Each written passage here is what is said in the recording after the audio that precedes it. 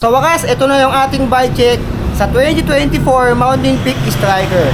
So, may i-correct lang ako dito sa mga recent na post ko about dito. Mamaya malalaman nyo kung ano yung dapat kong i-correct doon sa mga last reviews ko dito sa Mountain Peak Striker 2024. Ito na yung actual bike check natin. Yung mga gustong kumuha nito or order online via Shopee, yung link nandyan sa video description, nasa comment section. Madi-deliver to sa inyo via Shopee saan man kayong lupalop ng Galaxy. Pwede itong i-deliver via Shopee. Nandiyan yung link sa baba. Tara, samahan nyo akong i-bike check si Mountain Peak Striker 2024. Dito yan sa Budget Bikes Cavite. Let's go! Okay, i-bike check na natin si Mountain Peak Striker 2024. Mamaya, may sasabihin ako sa inyo yung 4 na options para makalis kayo dito. Pag-usapan natin mamaya yan. Pero this time, i-bike check muna natin to.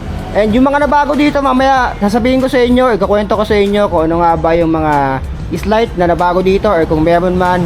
Mamaya pag-usapan natin. So simula tayo sa kanyang frame. Yung frame na ginamit dito ay Alloy 6061. Kita-kita dito yung Striker 3000. So yung pinili kong kulay ay yung color red. Mamaya pakita ko sa inyo yung available na kulay na dalawa pa. And yung size na binabike check natin, ito ay size 45cm. Yung effective top tube niya dyan, sinukot ko yan kanina. Medyo mahaba yan since ever to. 55 yung kanyang effective top tube. And yung kanyang standover height ay 700mm. So yung kinis nito, ayan, makinis sa kanyang head tube, top tube, and down tube.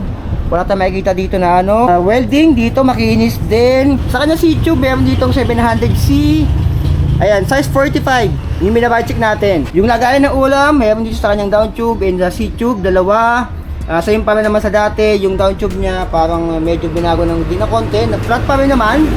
Yung head tube, napansin ko dito. Ayan. Makinis na. And medyo tumaba siya ng konti. Medyo mallower siya ng unang version eh. Pero ito, mas tumaba siya, mas naging tubular siya dito. Ayan, medyo tumaba lang ng konti. Pero hindi to tapered eh, straight to eh. Ayan, makita-kita ko dito, straight tube lang to eh. Tulad nung nauna, ay ganun din naman. Dito naman tayo sa kanyang C-tube. Eto, tingnan natin. Naging flat pa rin naman dito. And yung binago dito, itong part na to, dating pa ganun yan. Pero mas bumaba siya ng konti. Ganun pa rin na itong part na to. Yung FD na ginamit, ay Shimano Sora. Ito pa rin yung dati na Shimano Sora. Ito yung naka-brace on. Sa kanyang crankset naman, 50-34. Ito yung Pro Wheel Ounce.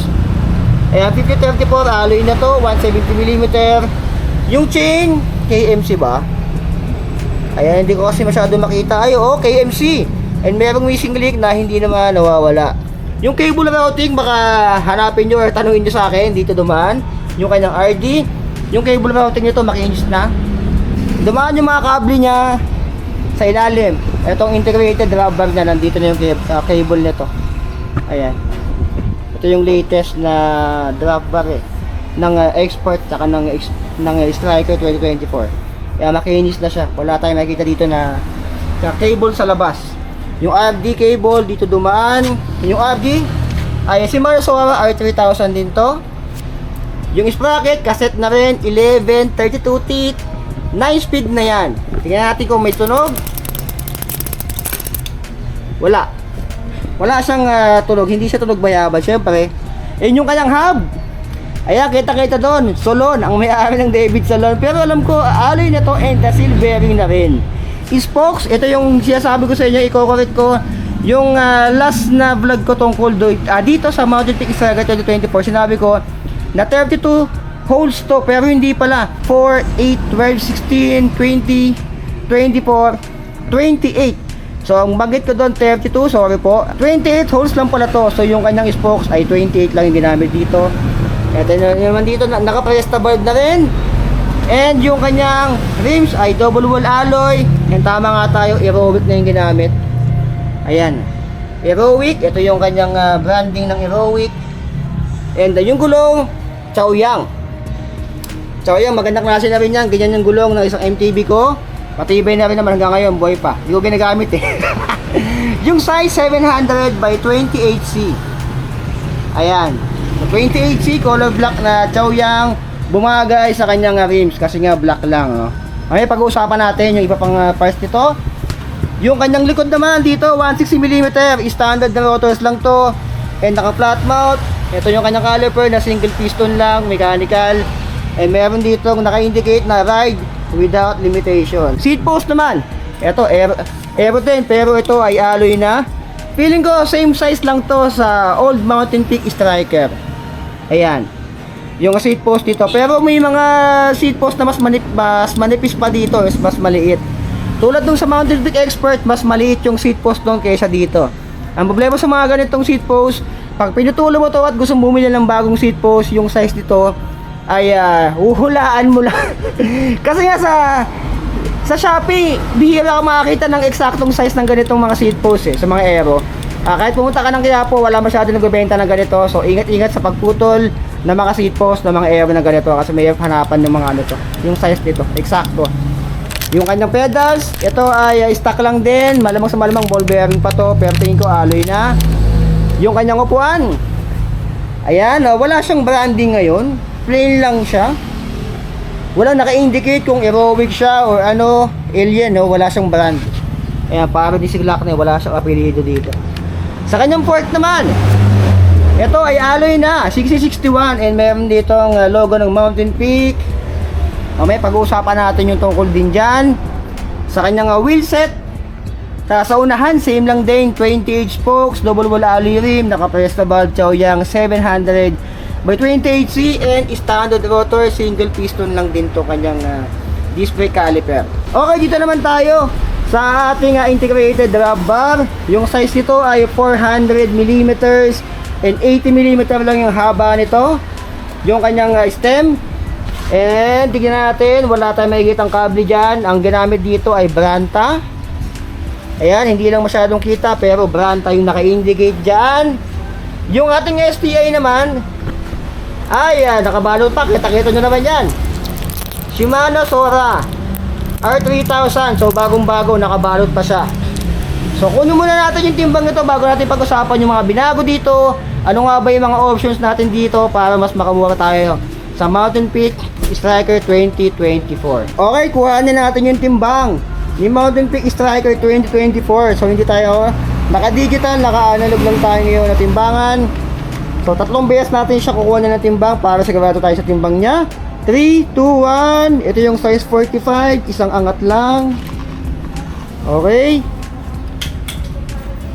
Okay, ito siya. Almost 14 kg. Ayan, sana medyo malinaw. And almost 14 kg siya. Tingnan natin dito. Ayan. So almost 14. Isa pa. Kunin natin yung timbang isang beses pa.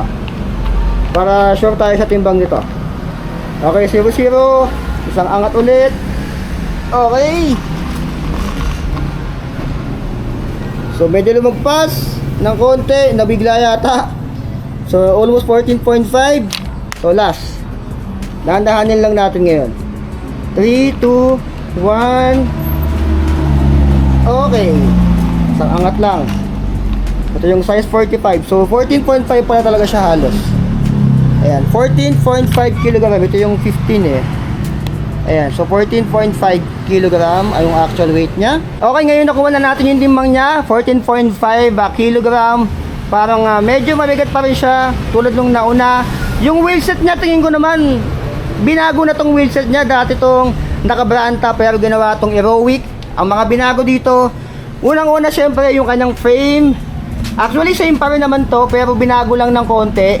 Ang mga binago sa kanya, napansin ko dito sa actual, itong part na to, binago yan. Pag ganun yan dati. Ngayon ay medyo bumaba, tsaka pantay na siya. And dito, yung harap niya to, tingin ko binago din to. Medyo tumaba siya ng konti kasi dati malnourished tong part na to. Nakikita mo dito yung paganyan pa dyan dalawa. Pero ngayon, tumaba na siya. Ayan, mas nagbuka na siyang elegante. Yung kanyang mismong frame dito. Pero itong top tube, tingin ko same naman. Same pa rin siya. Nung naunang Striker, parang yung frame nito ay kamukha talaga nung nauna. And yung down tube niya, halos ganun pa rin naman. Parang may binago na ng konti dito. Pero pansin ko, ilang beses ko na na-bike yung unang Striker. Ito, nandito pa rin to. Yung parang reinforced gasket niya dito. Ito, same pa rin naman yan. Ayan.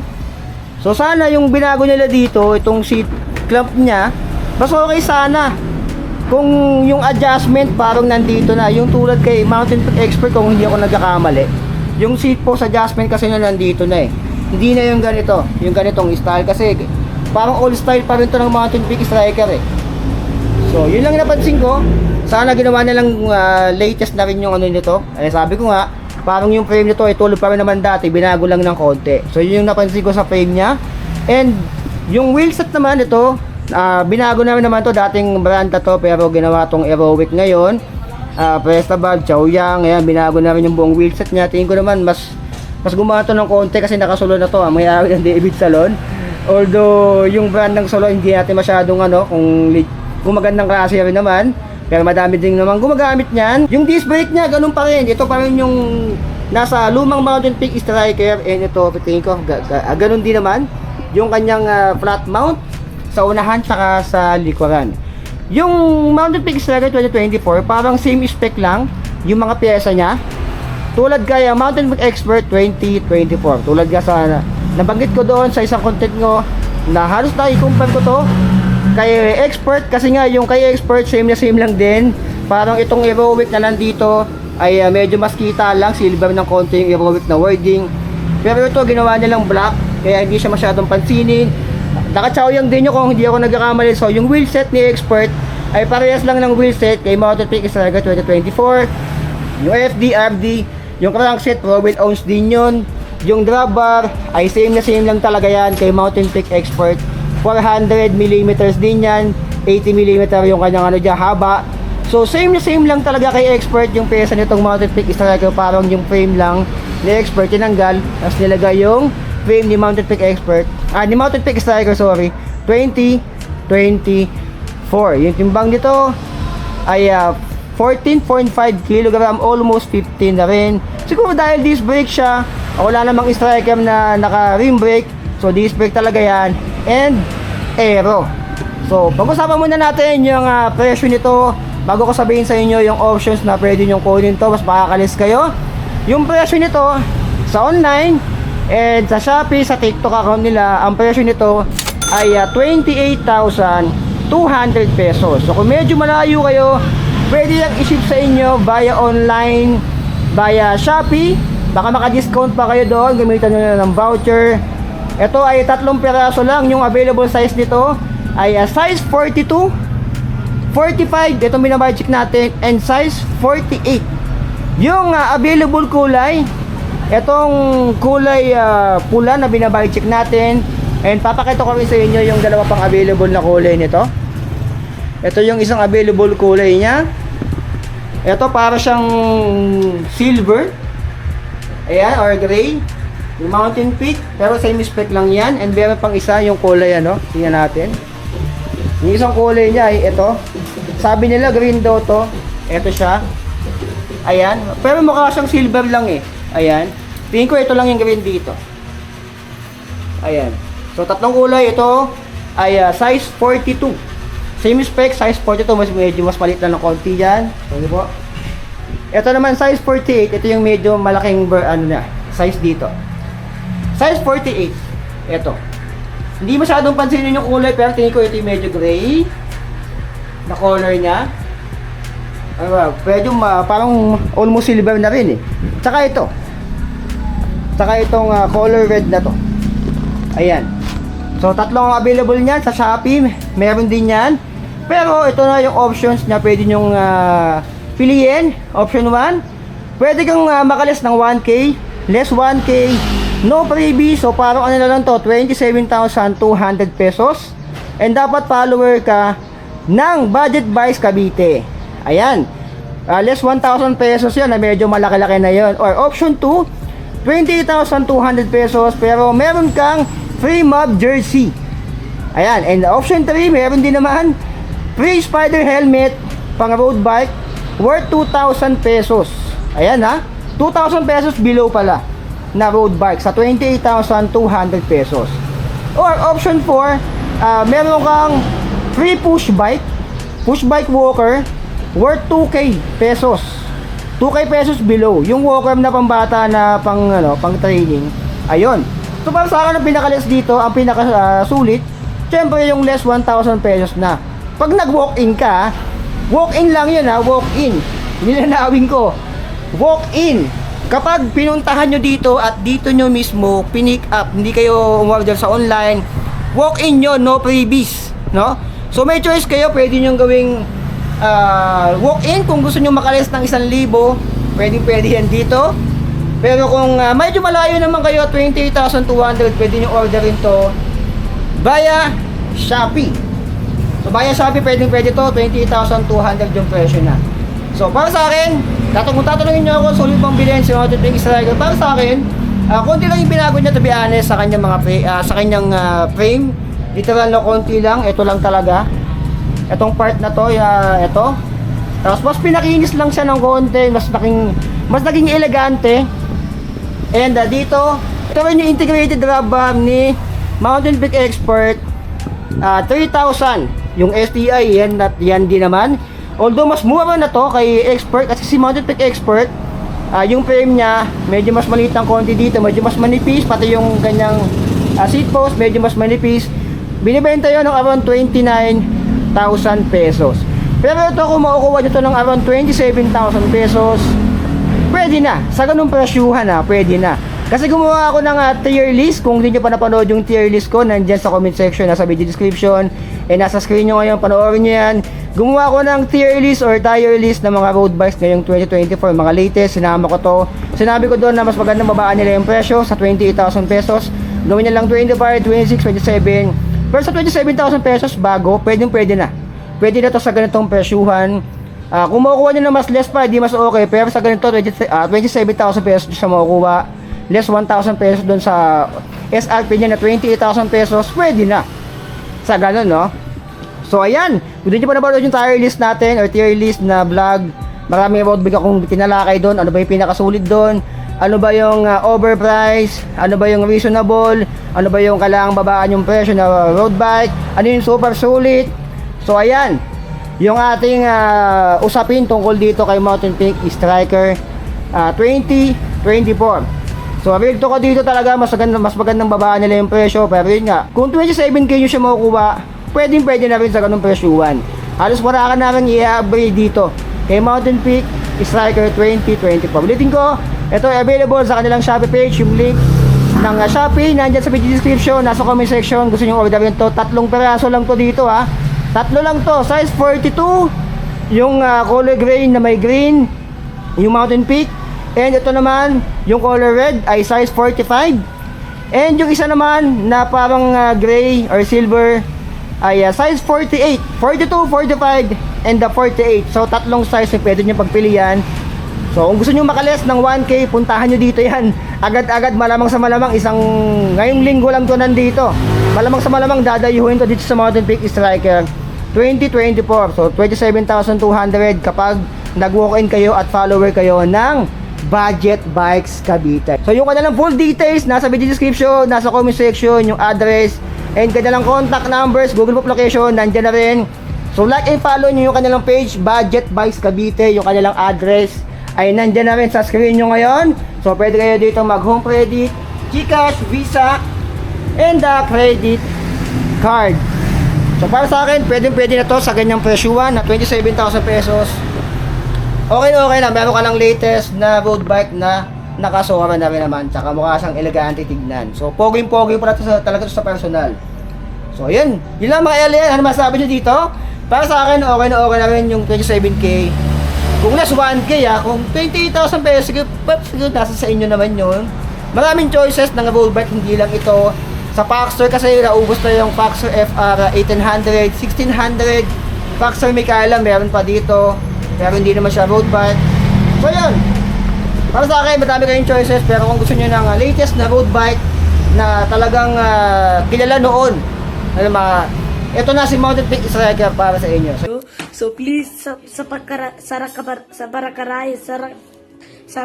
whatever. Please I want to reach 1 million likes. So please sarapakaray.